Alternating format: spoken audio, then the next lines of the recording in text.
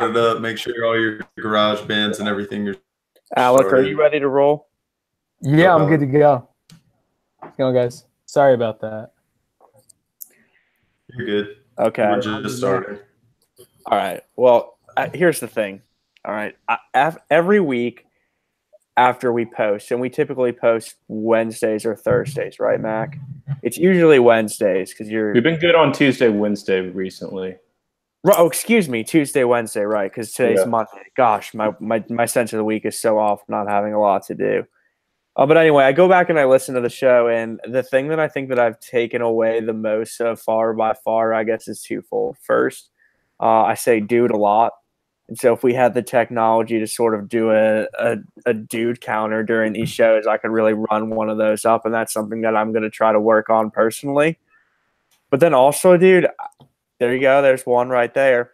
I don't really like how I sound on the recording. Do you feel that way also? Does anyone else feel that way? I hate the way I sound. I hate listening back and listening to. I just sound. First of all, I stutter like every sentence I say, and then second off, I sound like I'm a high. I sound like Shaggy from Scooby Doo. Okay, so like the show is conversational, and I think at points like it's okay to stutter, right? Because we're talking to each other, and that's how it should be.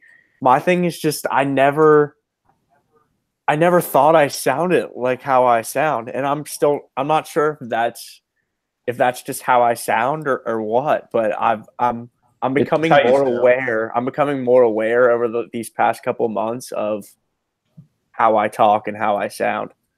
I sound like a high kid, and it's so annoying. I feel that I sound really a combination of nasally and just not.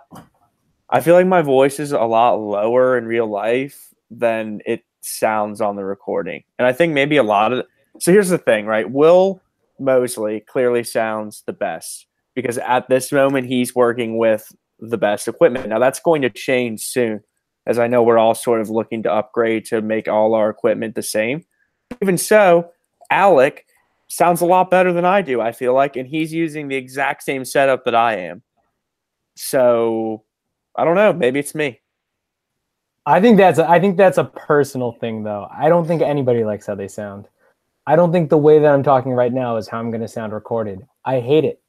I feel like I've got like a 14-year-old's voice. Like it's me and all these like young adults and a 14-year-old. And then every once in a while, this 14-year-old just interjects, has a hot take, and then it's like his dad is scolding him. I don't know. I guess it's difficult to tell because we still haven't met in person. But Mac, you've known me for a long time. Do I sound different through the recorded device than I do in person? Because I feel that I do, and it's okay to say that I don't.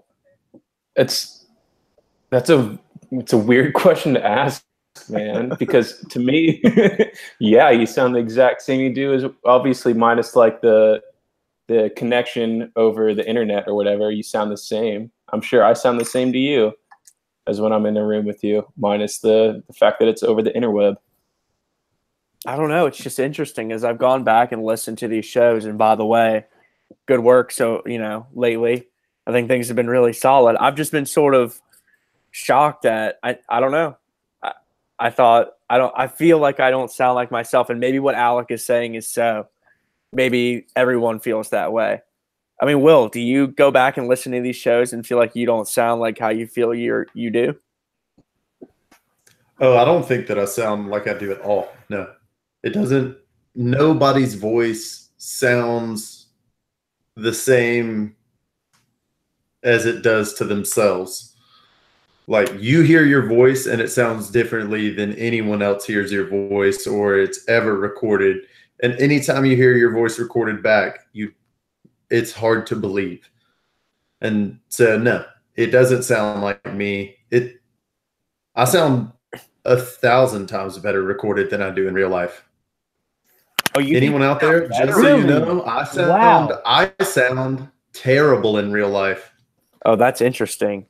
You would think that you actually sound better on the recording than you do in real life. See, because I think Alec agrees with me. I feel that I sound way, I don't know if worse is the right word, but it's definitely different. See, I don't know if people out there realize that my voice is auto-tuned every week, and that's not actually my voice you're hearing right now, everybody. We got like a sort of like witness protection style device they are using to talk. That would be pretty cool. Yeah. I mean, I think that I sound not. I don't know. I like my voice a lot more in person than I do on the recording, and I'm not going to say that it's shocking that you feel opposite, Will, but it is surprising to me because I feel like the vast majority of people would say that they sound worse on a recording. Yeah, I thought that was a common thing. Like, I thought it was commonplace to know that you were going to sound different and you weren't going to like it. I'm pretty impressed with that. Like, I want to meet you in person now, Will, just to see what how this terrible my voice is. Yeah. No worries. I like to keep that, under wraps. But no, it's I don't know. It sounds better recorded than I do in real life, I think. Whenever I hear myself speak in real life, I'm not a huge fan of my voice. But if I hear it recorded, I'm like, that's not terrible. Well, hey, you know what else isn't terrible? This podcast. That would be from the Nosebleeds, and you are listening to another episode right here on Monday evening, August 20th. I cannot believe that summer is almost done. That is depressing as hell. Alec, I don't know how it is where you are, but school's about to start here in South Carolina. I saw some school buses making some rounds this morning, or the other morning, I guess I should say, and that was something that was sort of shocking. I feel that now that like we're sort of just working and doing things during the summer, like summer isn't even a thing anymore. Like it just didn't even happen in my world this year. Do you feel that way? It's just hotter out when you get to be outside. That's the tough part for me is I go inside at, usually like 9:30, get out at around 7:30, and, I miss the entire day. So summer hasn't really changed a ton for me. It's just not bitter cold like it was in the winter. But it still goes by, I feel like, so much faster than it even did when we were in school, right? And I know that I used to say all the time when I was a kid, right? Oh my gosh, this summer went by so fast. Dude, this summer it's like dude, July 4th felt like it was last weekend. And now it's the 20th of August. It's just hard for me to believe. I mean, Mac Young, you're in Asheville. Do you know when school goes back there? It has to be soon. I'm not sure when school starts back up, but I know like a lot of people that I worked with or that I know are like kind of heading back to Chapel Hill or back into college, which is kind of wild to think about. But I don't know, man. I feel like summer is, like you said, summer's gone by quick since I could remember. It's always the fastest of the absolutely seasons. It's not like winter, which by mid-January, you're super over. Summer always goes by really fast, and I specifically remember like every year being in elementary school and just being so jealous of those kids playing in the Little League World Series, not because they were on ESPN getting to play baseball, simply because they were not in school. Like they got to be out of school into September, not doing anything other than playing baseball. Because I played Little League, but let's be honest, like playing Little League, it's not the most exciting thing to do in the world, right? But so long as you're not in school, it's a pretty badass thing to do. When did your school start, dude? Well, because my school didn't start until like the end of August, or maybe like before September. No, we started early. I mean, by the time that I was in South Carolina, we were starting by like this week. I mean, the middle of August. Really? And I think Will's probably the same. Oh yeah, it's crazy early down here. It's like the 25th of August. I was about to say, Spartanburg County School District started today. Yeah. So I mean, it's early. Yeah, it's really early. When do you guys get out? Early. I mean, early. Don't ask questions like that. I haven't been in high school in 6 years. That's crazy. No, we start give or take Labor Day, either the weekend after or the weekend before. I mean, listen, the school schedule is not a terribly interesting subject when none of us are in high school anymore, but I cannot believe how fast it went by. And so I'm flicking through the channels the other day and I turn on the Little League World Series, and once again I'm back at this point where I'm jealous of a bunch of 12-year-olds getting to play baseball throughout the entire summer. And I sort of feel like the sad, old, washed up person who is yearning for this glory days that he didn't really even have. Like, I was a decent Little League player, but I don't think I broke batting 300 in Little League when I was 12. So, I mean, not the greatest player in the world. Did you guys play Little League? No. Oh yeah. I did. You didn't play Little League, Alec? I have never played an inning of organized baseball. What? That's lacrosse season. He's from Connecticut, man. I mean, I understand that. No, That's I'm from a baseball town. but kids play both, I feel like. No. Well, I played okay, so both. I didn't. My dad would not let me play baseball. That is What? very, very much a Uecki family rule. Why?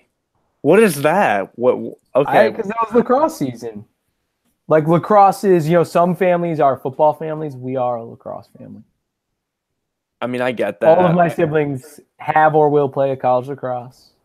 Like that is, it's one of those weird things. Like it's a small culture, but it's like you kind of live it. I wish I played baseball. I love baseball. That's the funny thing. But that's kind of staggering to me that like someone in your area of the country, like I feel like everyone in our age group. I mean, I don't know, man. Maybe this is my blinders, like growing up in middle class America here. But I feel like everyone that I knew played Little League at least for a year at some point in their life. No, I am a total outlier. I'm the only one of my friends who I know amongst lacrosse players. Everybody. Yeah. I knew a lot of kids who played both. Will, you played you played, right, in Newberry? Yes, I did. And I was not above average. I was actually awful. I was absolutely terrible. They set me in right field, which I think a lot of people understand in Little League is the place that you stick the kid who isn't very good at all at anything. Put that up on the and poll, you please. Hope that the center field can get over and cover him. Yeah. So it's the kid who picked dandelions. Yeah, that was me. I'm not gonna lie. I sat down once, just chilling. I'm not a big baseball guy, as most people know about me. But you're a Braves guy. I mean, to be clear, you're a Braves guy. You're not a baseball guy. I'm not a baseball guy. I'm a Braves guy. Right. So it just didn't really matter. So yeah, I sat down in the field. Didn't really care about much. But I played. I played for I think 6 years. As a kid who was terrible and is not a baseball guy, I played for 6 years. Did you have any home runs during your career? One inside the park home run. Me too. I had one, and it was an inside the park home run, and it's like in a really lame way, kind of like a proud moment in my childhood, right there. And again, preface that by saying that in a really lame way. But do you remember who you hit? Sorry. Oh gosh, no, I couldn't tell you who I hit it off of. Oh, but I would. I remember that I just I mean, listen, dude, I'm not a small guy by any means, but I'm not a big guy. And so I specifically remember that after I hit it, I surprised myself, even me, by how far I had hit it. So it's just like that aluminum bat. I mean, you know how that is. The ball just hits it and it just goes forever. And so I don't know. It just happened, dude. I never was going to be strong enough to be able to hit the ball. What is it? I think it's 200. It's 210 feet in Little League now, maybe something like that. Correct me if I'm wrong. But it's I was never going to be strong enough, I guess, at the age of 12 to be able to hit a traditional home run. And so the inside the park was really the only way that I was ever going to get that done. Yeah, no, for sure. That's the only way I was ever going to get one. I wasn't a big hitter by any means.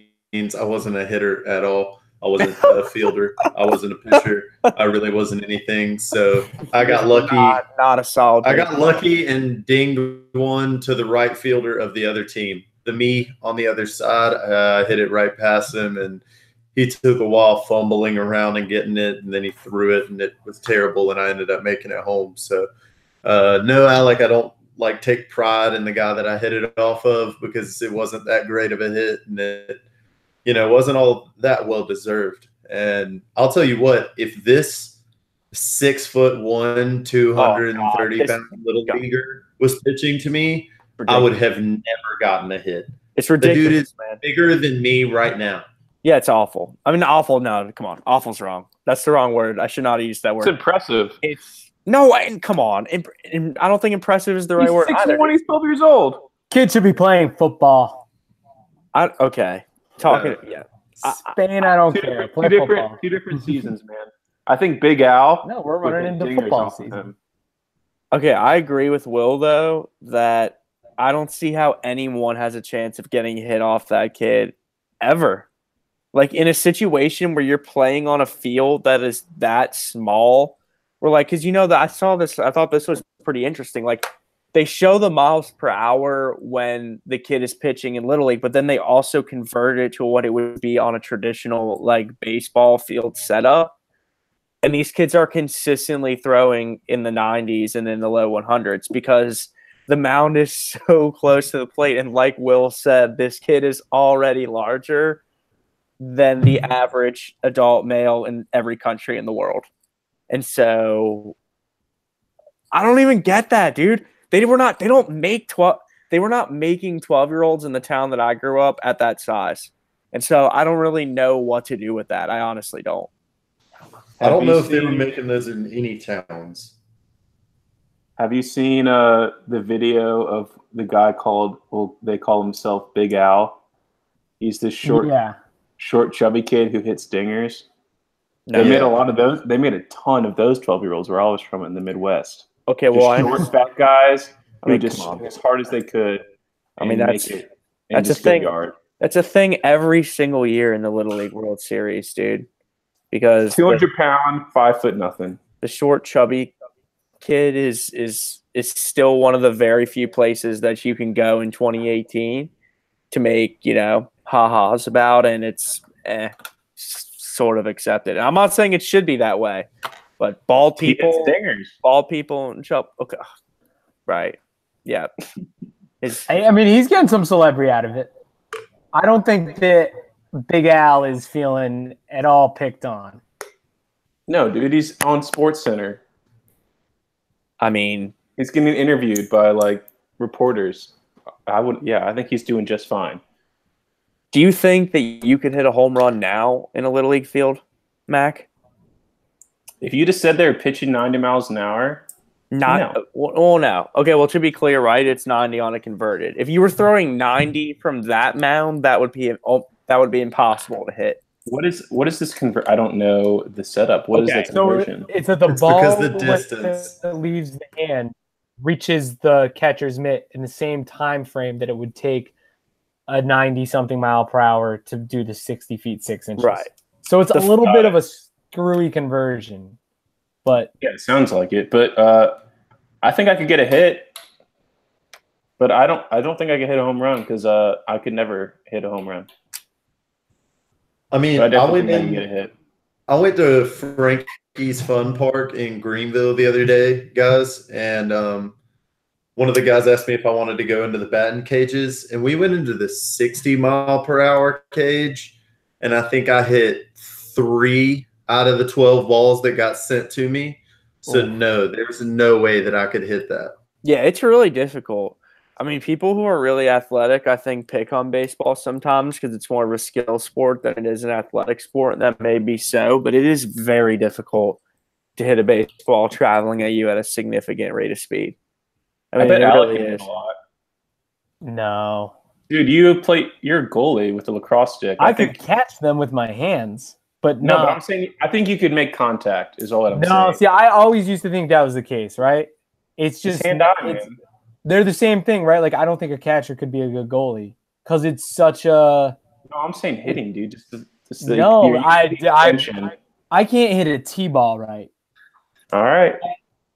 I want to say yes. I want to be the guy who says, "Yeah, I'd crush him." I see 90 mile per hour shots for a living, but no, that's not the case. I would strike out.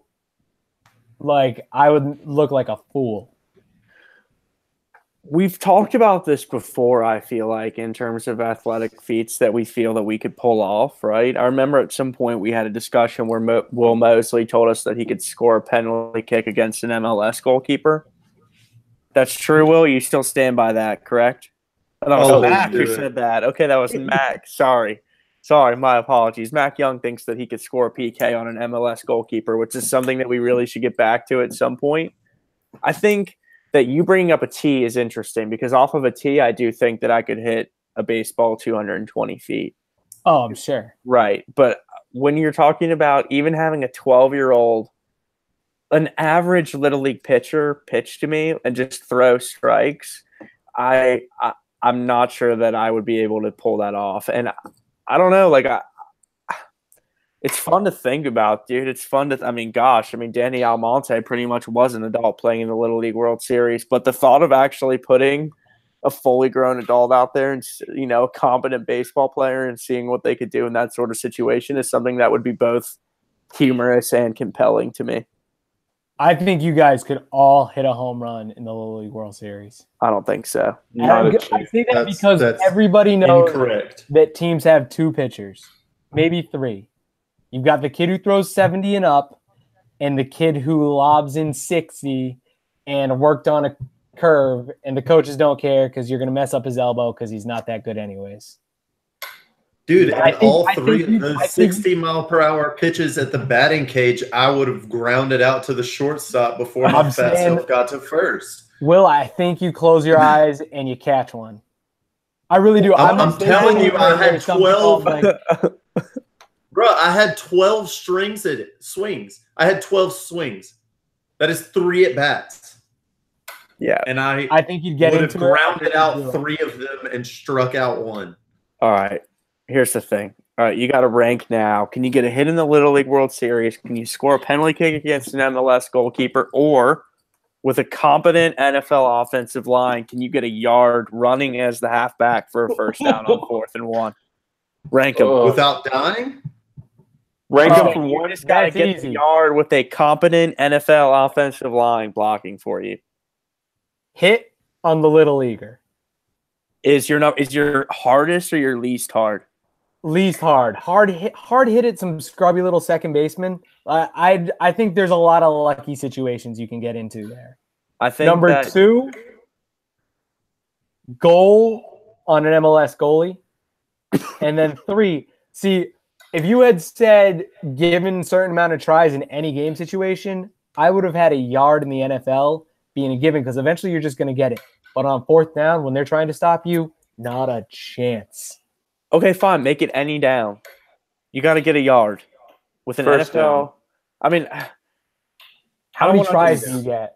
You know what I'm saying? I argue about the semantics of it, but you understand what I think the real argument is this. And the point that I'm trying to make, I guess, is this. Getting a hit in the Little League World Series is really difficult because these kids are so good. They're freak of nature 12-year-olds. Some of them aren't even 12 anymore. A lot of them are 13 because of how the age rules work. And I just think that I think that Mac might be right to say that he could score a goal against an MLS goalkeeper before he would hit a home run in the Little League World Series. Yeah, no, I'm 100% going with that. I would go score a goal on a MLS goalkeeper, hit on a Little Leaguer in the World Series, or a home run in the World Series, and then 3rd would be the running back, dude, because if they're trying to stop me, I don't care what down the line. I'm slow for bad running backs who get ran out of the league because they can't get a yard. That's true. I would be so fucking terrified, dude. I would not. As soon as I got handed the ball, I'd sit down.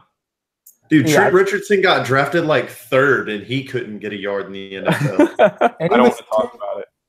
Yeah, he was 230 pounds of just muscle, right? I think there's one situation where you're competing against elite athletes like directly in a physical confrontation, and I've got no shot there. I do think that if any of us were competent varsity baseball players, which is not an exceptional thing in America, right? There's like 30 in every town every year. Then we would all feel confident we could hit a home run in the Little League World Series.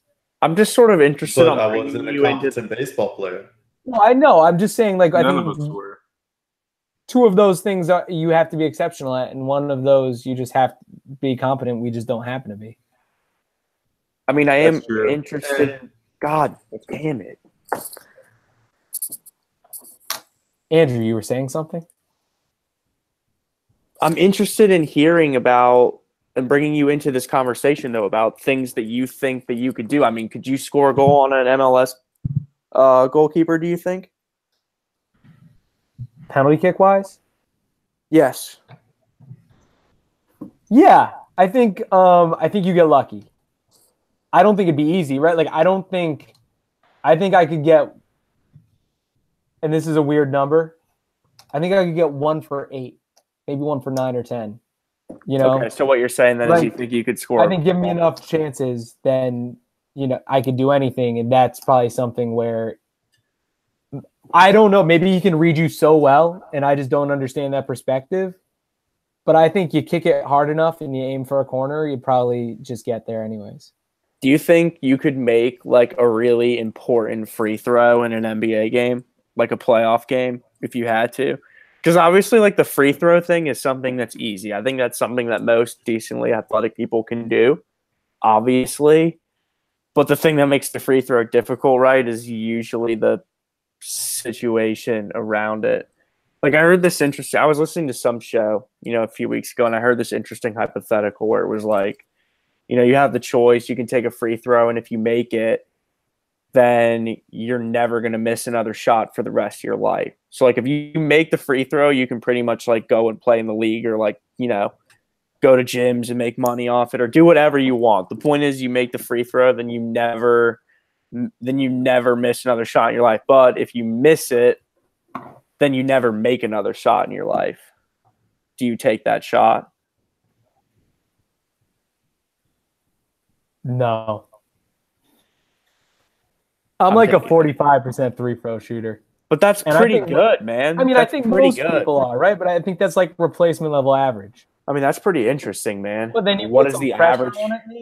What is the average human being at free throw shooting? Like, what is the average probably around 50%, right? 1 out of every 2. Like I want to say I'm good for 1 out of every 2, but I'm probably not as good as I think I am, which is why I say 45%. If I'm tired, then I'm making a lot less. And if I'm just like right now, you ask me to shoot a free throw in an NBA game and I'm right off the bench, I think I'd make it. But if I play like, say, 10 minutes in a game and then get asked to shoot a free throw, I'm probably not going to make it. So I think there's like, I don't know, fatigue definitely plays a factor. Yeah, that's a good point. I mean, you don't really consider like how much you're running. I mean, gosh, dude, in college, we went and played pickup like 4 times and I was just every time so winded when I never thought that I would be that way playing basketball. It's tiring, man, running up and down the floor like that. Yeah, it's a fun sport. I'm terrible at it, but it's a good one. Is that the sport that you feel like you're worst at? It's up there for sure. I'm the guy on pickup that just runs the floor and tries hard on defense and then distributes. I would say that I'm a terrible football player. I was like the worst middle school football player ever when like there's nothing required to be a decent football player in middle school other than like wear the pads correctly and like stand in the spot that they tell you to stand in. Were you the type of like skinny kid who still had to play on the O-line because the coach was trying to hide him? Oh my gosh. Okay, so dude, I don't know if you played football growing up, Alec, but yeah, I did. Okay, so in my town there was 115-pound limit, I want to say, in middle school. Like that was the threshold. So if you're over 115, then you're playing unlimited, where you can be any weight, which is a separate conversation because you could be 116 playing with a kid who's 230. But anyway, if you're under 115, you're playing, whatever. You're playing in the underleague, and that's where I was, of course, because I'm a puny little kid, or at least I was in middle school. And so let's see. I mean, I was like an outside linebacker, I guess, on defense. But, when you play linebacker in middle school, like everyone's up on the line because all it is running. And so, yeah, I mean, I sort of got frustrated with that. And the thing about football for me, and, I think if you love football, you love it because it's a team sport. But for me, like, I just got frustrated that there was only there's only like 4 people on the team that ever got the ball, right? I mean, so if you're not one of those really good athletes who's getting to touch the ball consistently, and you're just out there blocking for some kid and not really getting any of the glory at all, that was just like a tough sell for me as a kid. So, believe it or not, North Haven, Connecticut is a football town. Like a shut the town down on Friday night because we're playing football town. So my memory of youth football is it was probably more intense than college lacrosse. Like that was, so for me, we were talking about summer ending. Football camp starts for the youth typically August 3rd. Play your first game September 3rd. So you preseason for a month. And we had weight classes, but it was 8th grade was a 210-pound cap. So everybody on my O-line, we would diet hard, like, and to lose all the weight, and then you'd get back up to like 230. I was the only kid on my O-line in 8th grade who was under 200 pounds. And I just remember being super intense.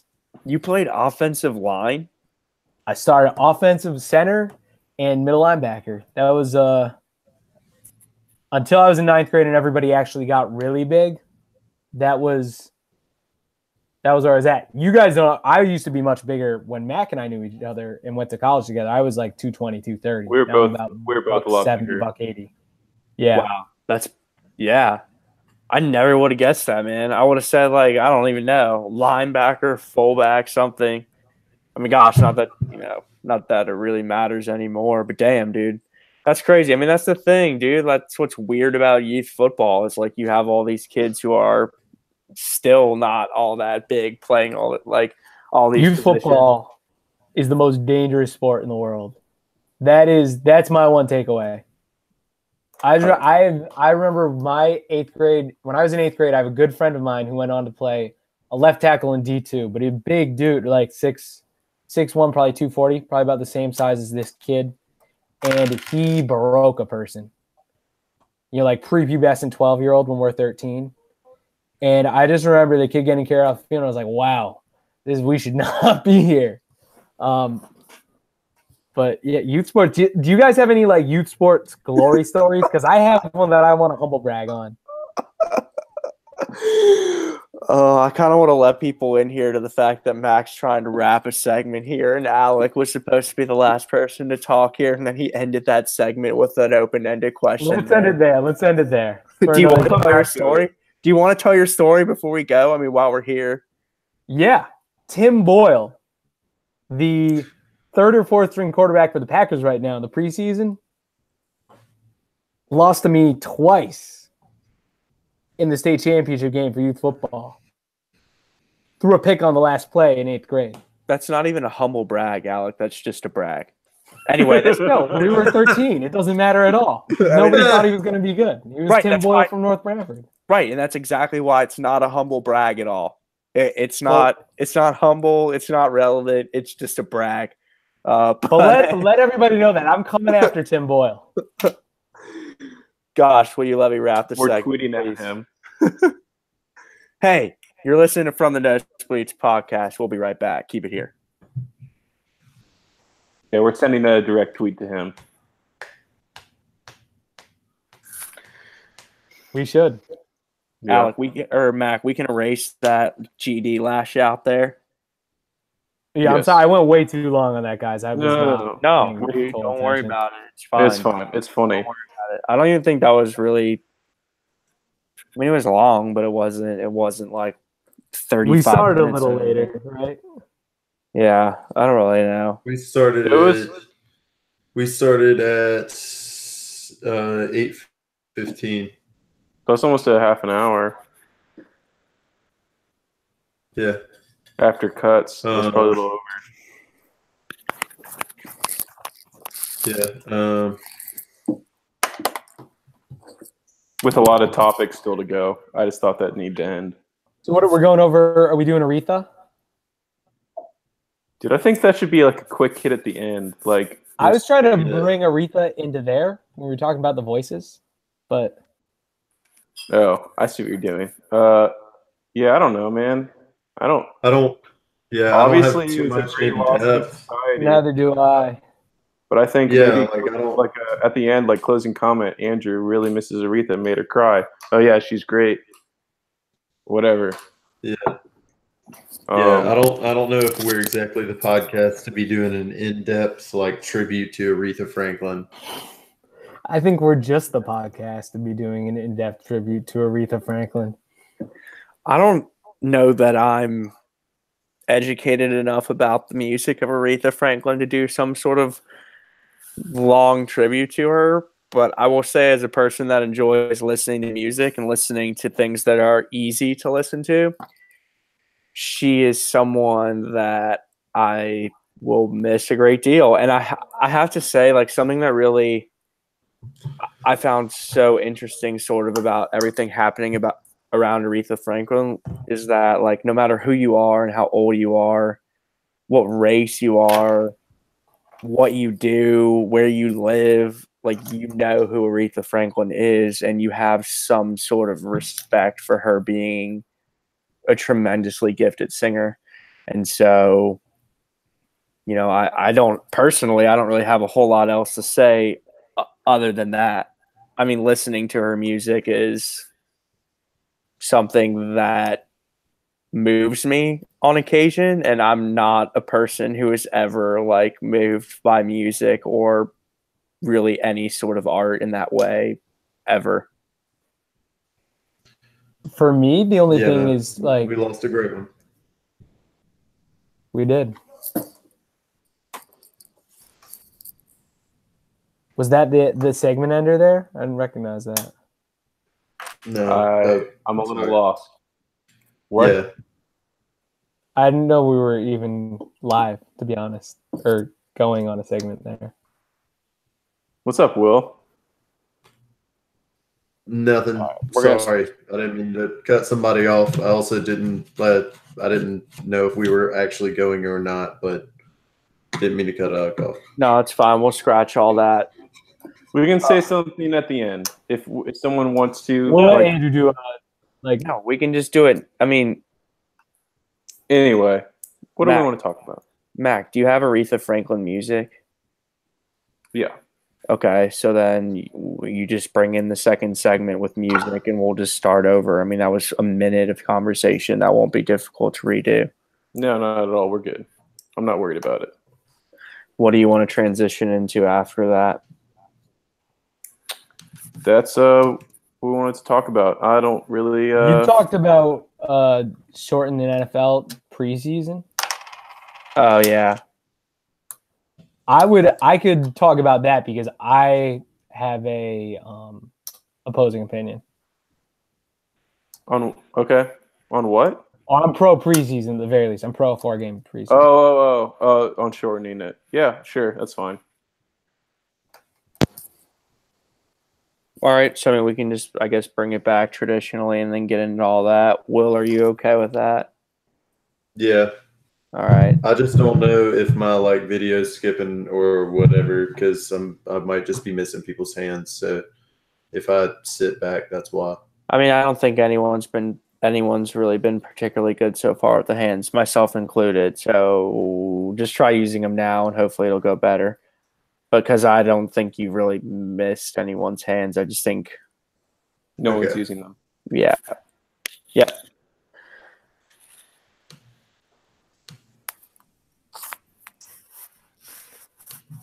What's going on, everybody?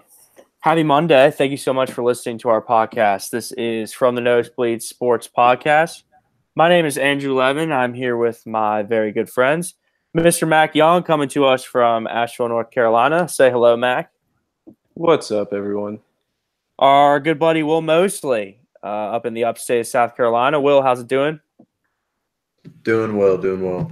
I don't think that I've ever used the phrase "how's it doing" in my life.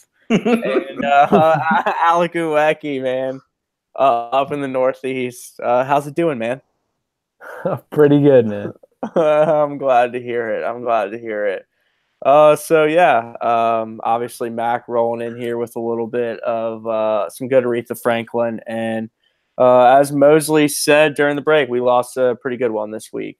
I'm not really someone who knows a ton about music, and I'm not all that educated about it, but I thought that it was pretty cool this week how many people were coming out to sort of express their gratitude for the person who was a very talented and gifted singer. And so I know that Will is someone who, enjoys her music, and I'm sure we all do at points. And, I think the thing that has been most fascinating to me about everything happening around Aretha Franklin is just how many people all over the place have sort of, expressed their condolences. And so, kind of sad, obviously, but a great singer and someone who no matter who you are, I feel like, her music on some level, right?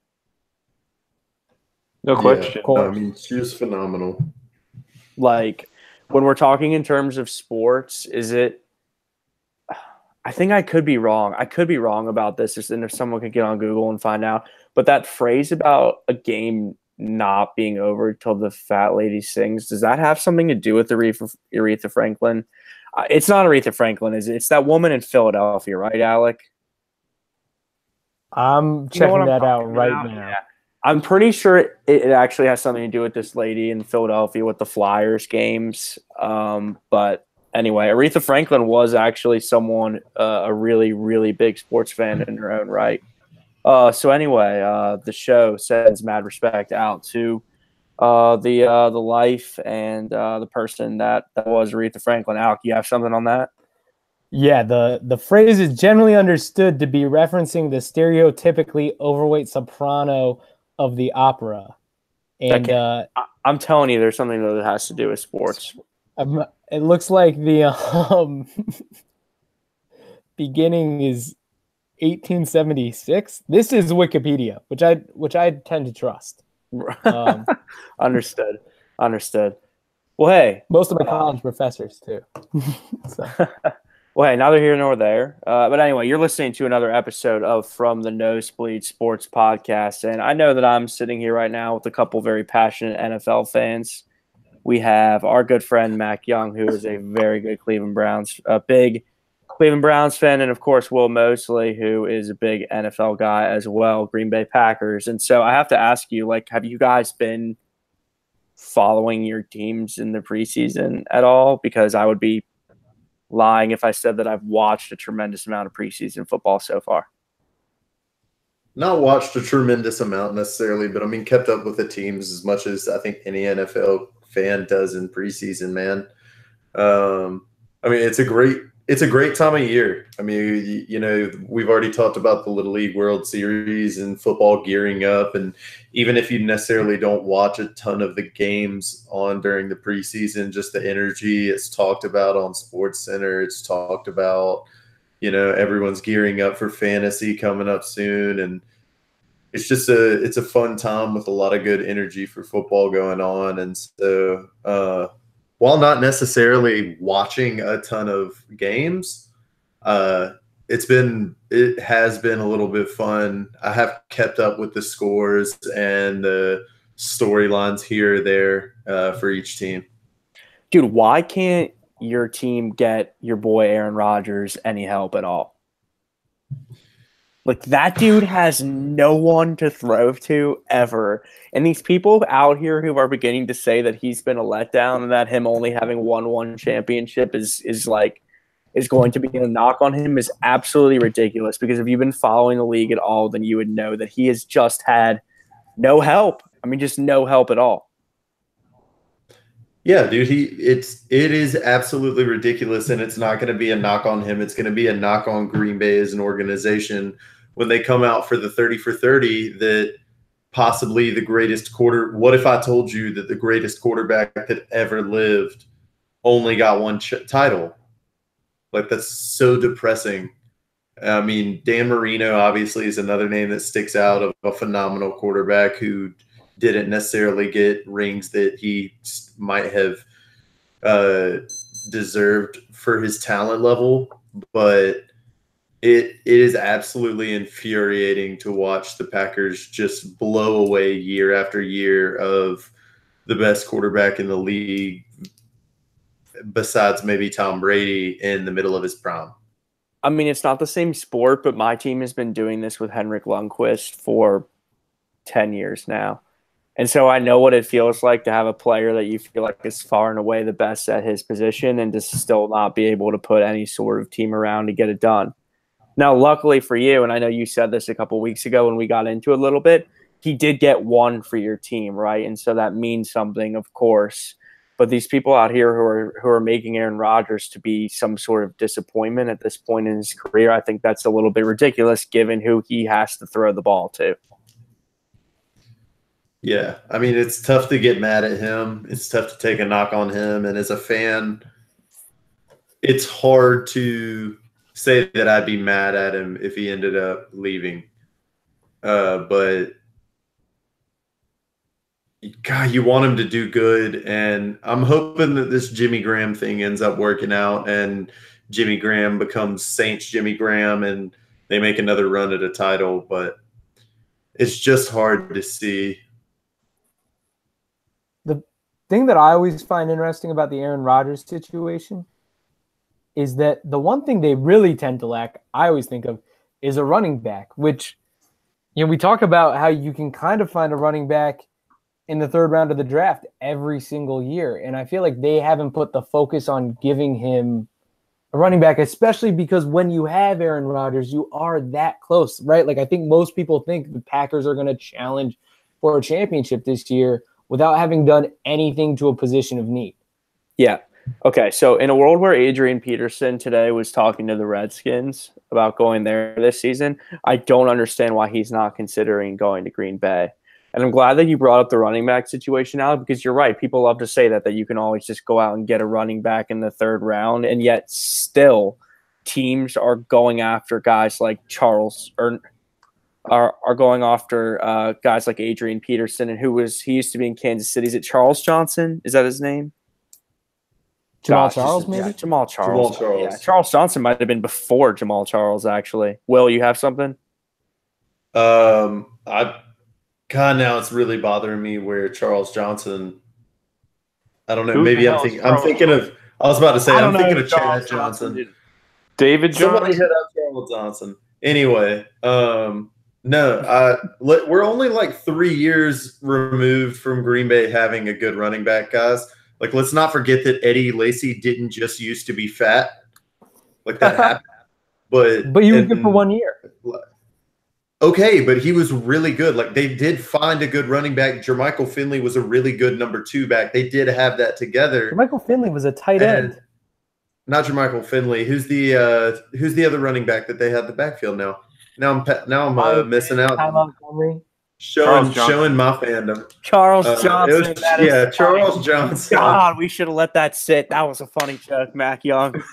Good for you, man. That was a funny joke. That was a really funny joke. Dude, I get what you're saying. Like, there's been guys in the backfield, obviously, but, dude, I'm just saying they haven't gotten him help, but it's not – I'm not going to say that you plug in a running back and he's automatically great again, because besides the fact that they had Jordy Nelson healthy and when Jordy was healthy, Randall Cobb was going off, they haven't really gotten another piece around them, especially at the tight end position. When you look at the 1 year he had a good tight end, he won a Super Bowl. Why would they not consider someone like Des Bryant? Because Green Bay is not that organization. They just don't do it that way, whether that's for the best or not. Like, they're just not going to pick up a big-name guy like that off of waivers just to try to, make a big splash in free agency for a guy who's questionable for the locker room. Green Bay's always been the type of team that tries to own that build-from-within mentality and build through the draft and not make these big free agency splashes. And they went after, obviously, Jimmy Graham this offseason and got him, but still that's not like this huge free agency splash. Getting him when he was leaving in the first place would have been a big splash. Yeah. I mean, dude, in a world where there's so little talent already, I feel like offensively, in terms of guys who can go out there and just score touchdowns consistently, I understand that Dez is a head case, but it is a little bit confusing to me at this point why he doesn't have a deal somewhere. What's going on in Cleveland, Mac? I mean, he was there earlier this week, right? Yeah, he was there for 3 days, and no deal was signed. So I think that for whatever reason, that one It's done, right? is out the window. Yeah, you would figure at this point it's not going to happen. Yeah, because he was signing Browns jerseys and Browns helmets for kids, and he like met with John Dorsey and stuck around for their preseason game. But he is no longer in Cleveland, so he obviously saw something he didn't like, I guess. But in the good news, Josh Gordon is back. We still have Jarvis Landry, and they're looking pretty good right now. Maybe that's just because I've been watching Hard Knocks, and I fucking love that show. And that's definitely got me super hyped for the Browns season. Said no one ever. Yeah, dude, except for me, maybe. But yeah, I think, Hard Knocks always gets me hyped up for whatever team it's talking about. But yeah, I think the Browns are definitely, like we've said many times, they can only go up. I mean, the support is growing, though. I've seen some actual people out here this past week saying that the Browns are going to be pretty decent this season, right? Yeah, dude, I think they'll be pretty good. And the fact that, like, Jarvis was talking to Odell Beckham about going to Cleveland. Des Bryant actually went to Cleveland and talked to John Dorsey. Like, the fact that people are even thinking about going to Cleveland to play football is insane. And you attribute that to what? The new front office? To LeBron? I don't know who you attribute it to be honest. There's definitely I have no idea. But the fact that that's happening is I've never seen it before. I mean, I think Cleveland used to be sort of perceived as a place where really old, tiring veterans went to sort of like run out the rest of their career, and they're starting to get some younger free agents in there, right? I mean, I was curious to sort of see if you were watching Hard Knocks, because I know that it hasn't been the most popular season, I guess, but no, because it's the Browns. But I love it. And so you're thinking, what? I think we had you a few weeks ago you were like 4-12. So now what? Hard Knocks has got you worked up to like a real solid 6-10. Yeah. Exactly. I mean, okay. So separate and apart from all these super interesting preseason stories that you guys want to talk about, why do we still have to do 5 weeks of this? Like, I understand that the NFL is trying to drive conversation, right? We sort of exist at a point now where the NBA is probably beating them in terms of conversation on a day-to-day basis. But I don't understand why we have to do this for another 3 weeks. I think the only thing that makes it feel so much longer is that there's only one game a week for these teams. And it's not like, the NHL has a really long preseason. Soccer has a long preseason, but it's just like there's more games and it's quicker. So like they might get those 4 games in, but you might get them in, or 5-6 games, but you get them in 2 weeks instead of 5. So I don't know. You have to get those games in, I guess. And the rosters are so big on an NFL team that like you need the chance to try out those people at least at some point. I don't know. I think 4 games is fine. We definitely hype it up too much, and we start paying attention to football super early than we do in other sports. But I think you kind of need at least around 4 games. Yeah, no, I'm with Mac 100%, man. I think that 4 games. I understand the injury aspect, but just don't play those players that are the best for all 4 of those games. But I mean, you can still get enough reps to get them up to speed. I mean, dude, the first 2 weeks of the NFL season is usually littered with trash games and trash performances. Like the Patriots were even awful in the first couple weeks of last season. Every team is. It's not until like week 4 or 5 that you start seeing teams get good anyway, which is actually looking at like 7 or 8 games into their schedule anyway. So I don't think any shorter of a preseason is going to make the first half of the NFL football season unbearable to watch, because these guys are going to be fumbling around with new teams and just not playing well at all. And I think there is a good benefit of the preseason and of this time that they get to spend running through this stuff where we don't have to necessarily be so invested in every game. So, I mean, I just think you need injuries to happen so rosters can round into shape. That's the gross reality of the NFL, is that injuries shape rosters probably just as much as talent does. And people are going to get injured, so you kind of need to see who's going to get injured this year.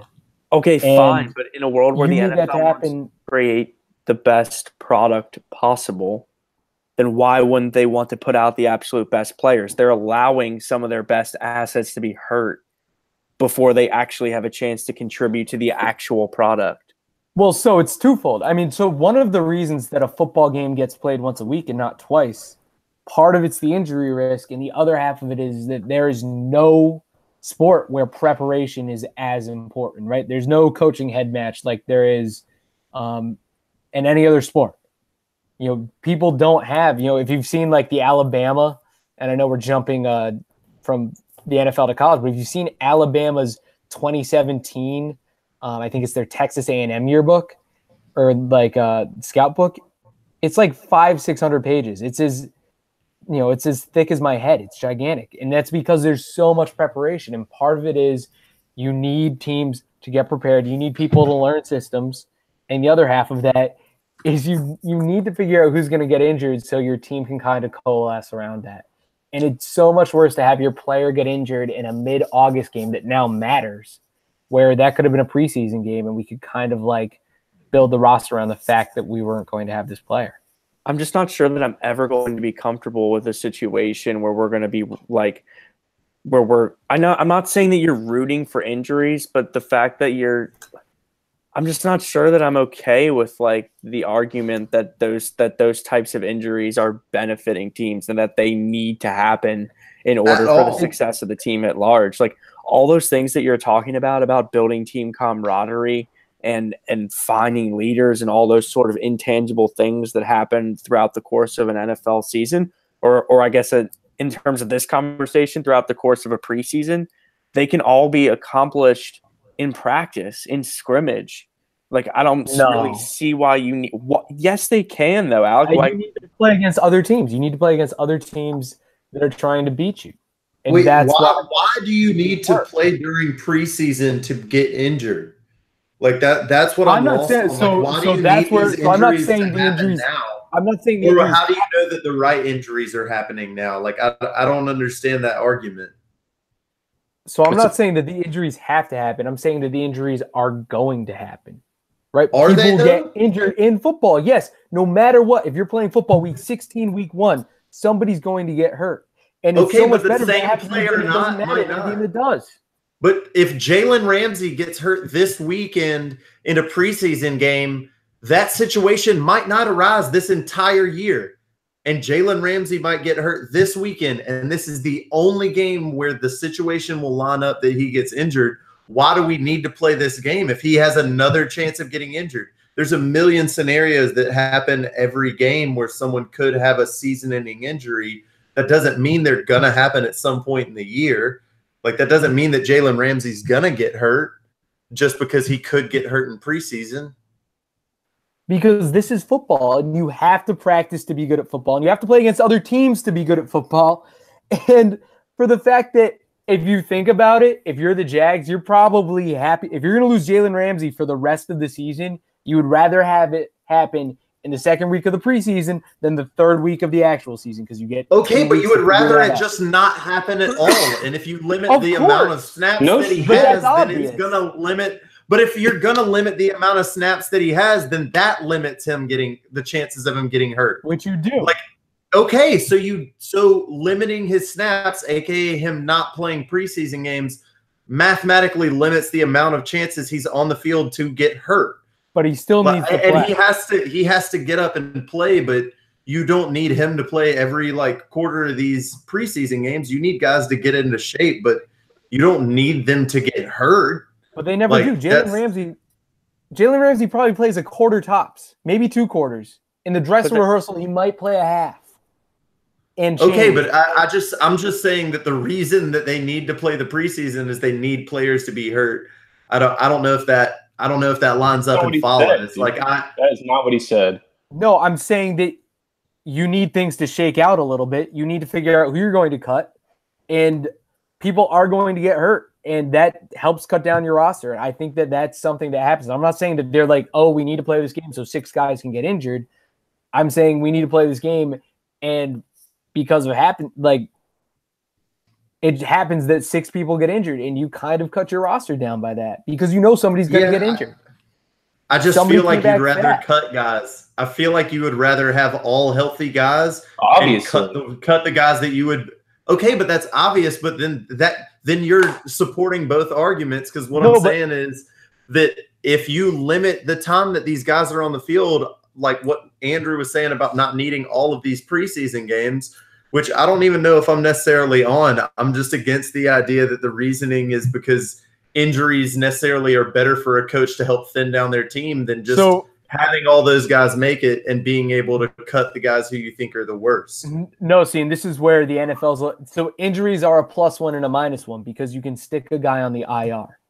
And so you can effectively either, one, redshirt a guy you were going to cut and stick on the practice team who's going to get picked up by another team, and keep another guy you like on your team as well, right? So an injury is a +1. You get to keep a guy, right? Like the Eagles drafted a Australian rugby player this year who they're not going to play, but he has a meniscus tear from 2 years ago, so they're going to IR him so they can keep him. And the preseason kind of lets you do a little bit of that. I just think that the argument that I'm making, and I think the argument that Will's making, is that all the benefits that you and that people in the NFL love to talk about in terms of what's great about the preseason and like why the preseason is needed, those benefits can be achieved without the actual playing of the 4 preseason games. At least that's what I'm saying. And Will, I understand that you're not necessarily a proponent of getting rid of the preseason or even shortening it. But I'm just saying that all those things that you're talking about, Alec, about filling out a roster and filling out the best roster, those things can all be achieved while also protecting the assets, the players themselves from hurting themselves. Because what Will is saying is true. If Jalen Ramsey gets hurt in week 3, he is more valuable to his team getting hurt after 2 weeks of regular season play than he is getting hurt now. He just is. And I know, and like what you're saying is true. It's a harsh reality, Alec, to sort of debate the value of that. But in a sport where players do get hurt that regularly, I think you have to acknowledge that playing these preseason games doesn't seem to benefit anyone other than maybe those absolute fringe players at the end of the 53-man roster who are absolutely struggling to make the team. And then maybe you find a way to sort of evaluate those guys. But I don't see why you can't sort of figure out what your best team is going to be in practice. I don't see why you can't just achieve that over a 4-week sort of mini camp or whatever you want to call it. Because I think you're wildly underestimating the preparation that you need to go through to play an actual football season. There's a reason college teams play preseason games. There's a reason that high school teams play at least 2 preseason games. You have to do that. It's not a we can and be good. If you want to put the best product on the field, best players or best team, it's something you have to do. Okay, fine. But I think that a lot of people feel that they have to do it because the system has just been this way for so long. I think all the benefits that you identified before about why teams play preseason football games, like that you can get those benefits from just from scrimmage and protect your players so that you're maximizing on your health going into the regular season, as opposed to being a team that's got to go in with 5 starters already injured because of 4 meaningless games played beforehand. I agree with Alec mostly. I mean, there are a few things I disagree with, I guess, but they're whatever. I think that you need the 4 preseason games. That obviously they already do like limit their best players like time. They play one quarter or less, or a few like drives, and they get off the field. And that preseasons are mostly for those fringe players. And unfortunately, you cut people based on their play on their play in the preparation during these preseason games. And yeah, I just think you need the preseason games. You need that game time mentality. You can't get that. Every sport I've ever played in, preseason game gets you ready for the regular season, while scrimmaging your own team just doesn't get you mentally prepared for what happens during the season. You need that game time decision, that game time play to like figure out how everything is moving into the regular season. I totally think you need preseason games for all sports. Yeah, no, I mean, all in all, I'm for the 4-game preseason. I don't think that we should shorten it. I do think it's a delicate balance because I do think you want to get your players ready as much as you can without trying to expose them to too many more chances to getting injured, which is always the give and take, and it's always the game that they're playing during the preseason. But I'm with them on the fact that don't think that you can accomplish what you do in practice that you can in a preseason game. There's something about game speed that's just different than practice speed. Even if you're scrimmaging against another half of your own team, there's a difference in the speed of the game. And I mean, for some of these first-year players, they haven't seen it. They haven't seen the speed of an NFL game. So these 4 games might be the first time they ever get a chance to see it until it really matters. So it is good for that. It's delicate for the players. And you know what the preseason's best for? Fantasy football. That's what the preseason's best for. That's getting us ready to throw ridiculous amounts of money into random leagues for players that could get hurt at any times. Entertainment only. We play for entertainment purposes only here, Will. Money? Well, no. It depends on the league you're talking about. I'm talking about we as the people. There's not all. Yeah, no. I'm talking about the general public. Yeah. No. And it's awesome, man. I'm excited for it. And fantasy football is one of those fun, random things that I'm excited to, get a chance to give a shot at again. Yeah, and you may actually be getting back into this other league, right? I guess before we wrap segment, can we get an update on that? I didn't even know that this was in the works at all, and then we sort of posted last week, and I got on this group message, and all of a sudden we're sort of voting to reinstate you to the league. Do you have anything on that, Will? I think that the vote was 3 votes to 2, probably not to definitely not. So I think I'm back in. Well, hey, either way, you're going to be part of our league, right? The From the Nosebleeds podcast, Friends of the Show League, and I know that we have some people are interested in playing in that. So if you hit us up, please be on the lookout because we're going to be hitting you back soon with some more information. But you're listening to From the Nosebleeds podcast, Monday, August 20th. Keep it right here. All right, I feel like we have time for a quick fun segment on the back end because those were 2 pretty long segments. Well, I guess that's the question. I thought we were wrapping the I was about to say, I don't know. Do we have time for anything? Because, I mean, if we started at 9:15, and I don't know if we have any more than like 6 or 7 minutes of cut time in between. Do you guys have a quick power ranking? I thought we kind of did one, to be honest. It wasn't our second segment. No, I mean, we can take a week off from that. I mean, I would like, I guess, to come back for like 3 or 4 minutes.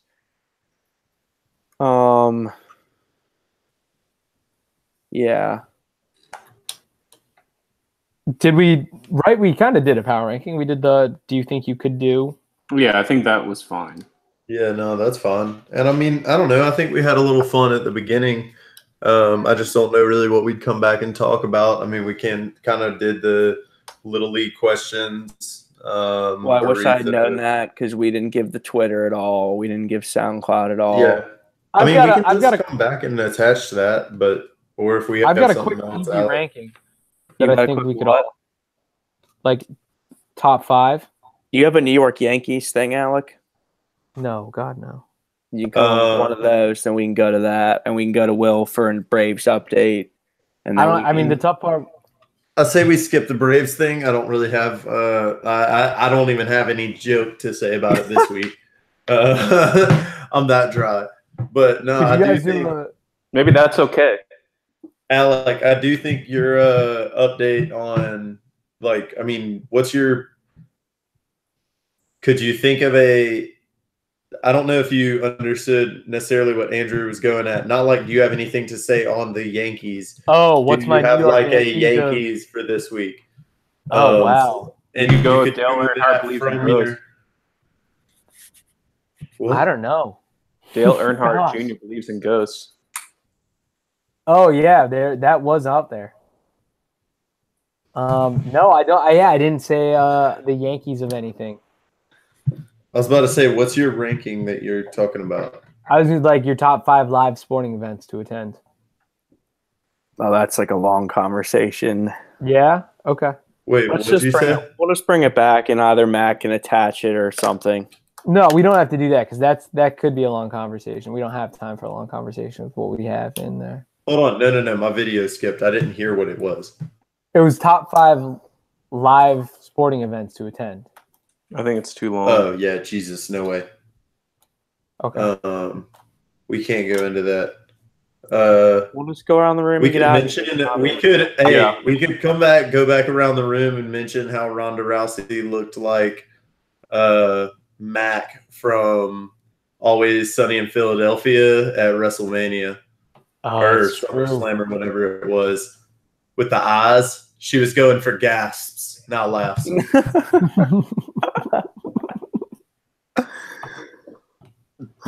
It's beautiful. That's really She quick. has the cat eyes going on hard. All right.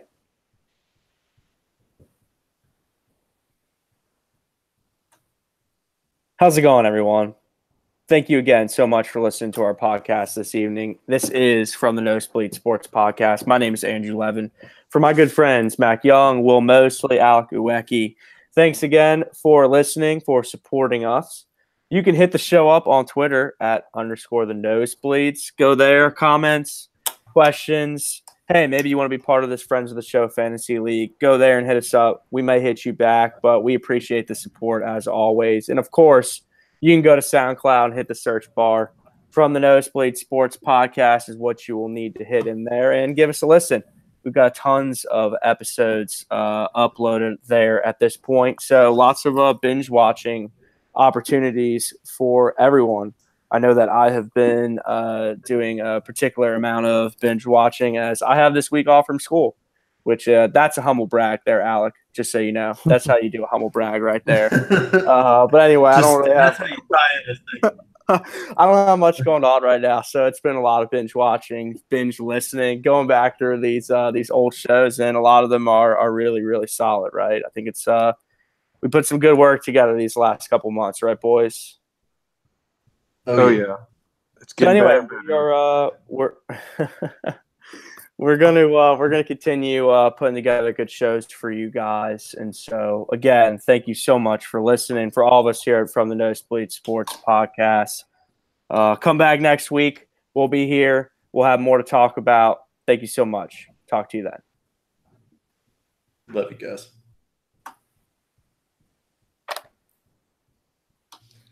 Stop. Yeah.